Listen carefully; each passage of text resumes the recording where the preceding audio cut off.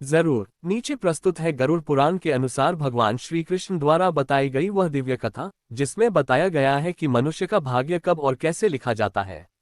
इस कथा में गहराई से बतलाया गया है। प्रारंभिक वंदना। जय श्री हरि, जय श्री कृष्ण। सभी धर्मप्रेमी और आध्यात्मिक साधकों का इस दिव्य कथा में स्वागत है। आज हम आपको बताने जा रहे हैं एक अद्भुत रहस्य जो गरुड़ पुराण के अंतर्गत भगवान श्री कृष्ण ने स्वयं उजागर किया। भाग्य की रचना कब होती है और कैसे। यह न केवल हमें हमारे जीवन के उद्देश्य को समझने में सहायता करता है, बल्कि कर्म और आत्मा के सूक्ष्म रहस्यों को भी उजागर करता है। तो आइए इस अमूल्य ज्ञान की कथा को प्रारंभ करते हैं। भाग 1। गरुड़ जी का प्रश्न। एक बार की बात है, भगवान विष्णु के वाहन महान पक्षीराज गरुड़ जी, जो कि परम ज्ञानी और भक्ति में अडिग थे, उन्होंने भगवान श्री कृष्ण से एक जिज्ञासा व्यक्त की। गरुड़ जी बोले, हे भगवान, ये भाग्य क्या है? इसका आरंभ कब होता है? कौन इसे लिखता है? और क्या हम अपने भाग्य को बदल सकते हैं? कृपया इस गूढ़ रहस्य को मुझ पर प्रकट कीजिए। भगवान श्री कृष्ण मुस्कुराए। उन्होंने कहा, श्री कृष्ण बोले, हे गरुड़, तू अत्यंत ज्ञानी है, पर यह प्रश्न संसार के हर प्राणी के लिए उपयोगी है। अतः मैं इस गूढ़ रहस्य को तेरे माध्यम से समस्त जगत को समझाऊंगा। भाग 2। आत्मा की यात्रा और पूर्वजन्म। श्री कृष्ण बोले, जब आत्मा किसी देह को छोड़ देती है, तब वह यमदूतों या देवदूतों के संरक्षण में यमलोक की ओर बढ़ती है। वहां उसे उसके कर्मों के अनुसार न्याय प्राप्त होता है। हे गरुड़, आत्मा नश्वर नहीं है। देह का नाश होता है, पर आत्मा सनातन है। यह आत्मा बार बार जन्म लेती है, कभी सुख के लिए, कभी ऋण चुकाने के लिए, और कभी अपने अधूरे कर्मों को पूर्ण करने के लिए। जब आत्मा अगले जन्म के लिए योग्य होती है, तब उसका कर्म संग्रह चेतन अवचेतन लेखा के रूप में यमलोक में रक्षित रहता है। यहीं से प्रारंभ होता है उसके भाग्य का लेखन। भाग 3। भाग्य लेखन की प्रक्रिया। श्री कृष्ण बोले, हे गरुड़, जब कोई आत्मा गर्भ में प्रवेश करने के लिए तत्पर होती है, तब विधाता अर्थात ब्रह्मा जी को आदेश दिया जाता है। उस आत्मा का संपूर्ण भाग्य ब्रह्मा जी द्वारा लिखा जाता है। गरुड़ ने पूछा, भगवान, ये लेखन किसके आधार पर होता है? श्री कृष्ण उत्तर देते हैं, ये लेखन आत्मा के पिछले जन्मों के कर्मों के आधार पर होता है। कौन से माता पिता मिलेंगे, कौन सा देश, कौन सी जाति, कितना जीवन काल, सुख दुख की मात्रा, रोग या आरोग्यता, बुद्धि या मूर्खता, ये सब पहले से निर्धारित हो जाते हैं। ब्रह्मा जी ये लेखन उस क्षण करते हैं जब आत्मा गर्भ में 7वें दिन प्रवेश करती है। उसी क्षण देवताओं के आदेश पर विधिलिपि का आरंभ होता है। भाग 4। गर्भ में आत्मा की चेतना और शपथ। श्री कृष्ण कहते हैं, हे गरुड़, जब आत्मा गर्भ में होती है, तब उसे पूर्व जन्मों का समस्त ज्ञान होता है।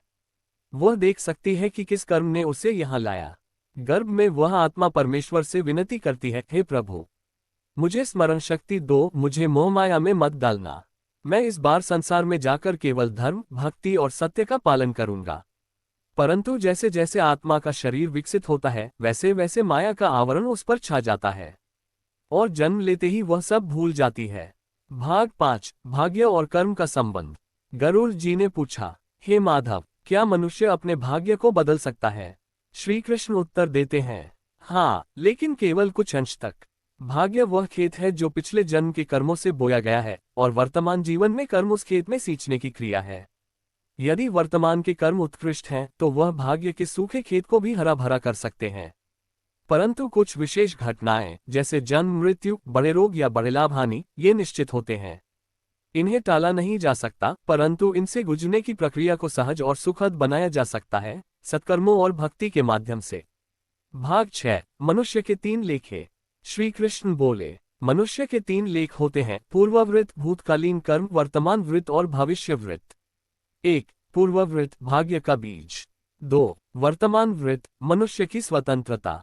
3। भविष्यवृत्त, इन दोनों का फल। जो व्यक्ति सोचता है कि सब कुछ भाग्य है, वह आलसी बन जाता है, और जो सोचता है कि सब कुछ कर्म है, वह कभी कभी क्रोध में ईश्वर को ही दोष देता है। इसलिए संतुलन आवश्यक है। भाग 7। भगवान का विधान और स्वतंत्रता। गरुड़ जी ने फिर पूछा, हे प्रभु, क्या भगवान अपने भक्त का भाग्य बदल सकते हैं? श्री कृष्ण मुस्कुराए और बोले, हे गरुड़, जो भक्त सच्चे हृदय से मेरी भक्ति करता है, उसका भाग्य भी बदल जाता है, क्योंकि प्रेम और समर्पण के आगे मेरा विधान भी झुक जाता है।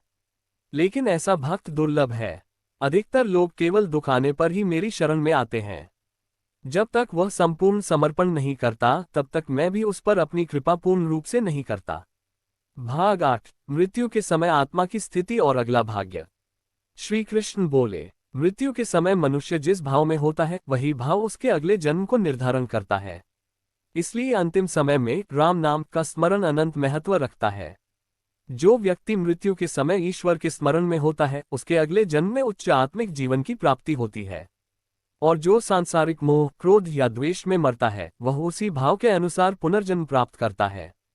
भाग 9, निष्कर्ष और अंतिम उपदेश। श्री कृष्ण ने अंत में कहा, हे गरुड़, ये जान ले कि भाग्य, कर्म और भक्ति तीनों एक साथ चलते हैं। 1. भाग्य प्रारब्ध है जो टालना कठिन है। 2. कर्म वर्तमान की शक्ति है जो भाग्य को दिशा दे सकता है। 3. भक्ति वह वरदान है जो ईश्वर के द्वारा भाग्य को भी बदल सकती है। जो मनुष्य इन तीनों को समझकर जीवन व्यतीत करता है वही सच्चा ज्ञानी कहलाता है। कथा का समापन और YouTube दर्शकों से अपील। प्रिय श्रद्धालुजनों, ये थी गरुड़ पुराण में वर्णित वह दिव्य गाथा जिसमें स्वयं भगवान श्री कृष्ण ने भाग्य के रहस्य को उजागर किया।